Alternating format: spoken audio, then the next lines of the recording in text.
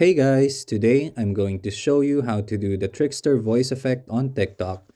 Welcome to another how to search tutorial video. So first things first, we'll need to make sure that TikTok is up to date. So go to your Play Store, search for TikTok, and have that updated if it gives you the option to do so. Since mine's already up to date, let's go ahead and open the app.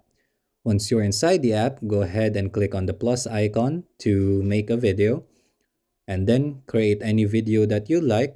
Let's say I'd create this 5-second video.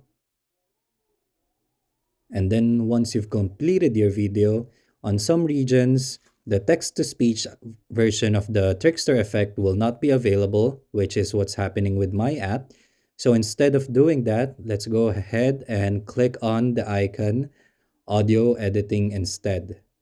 Once you've clicked on that, you'll see the Trickster voice effect. Go ahead and click on that and wait for it to download.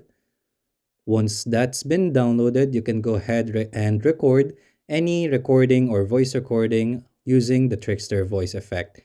And then after that, click on save, and that's basically it. You're now ready to post your video with the Trickster voice effect. And hope you enjoyed the video.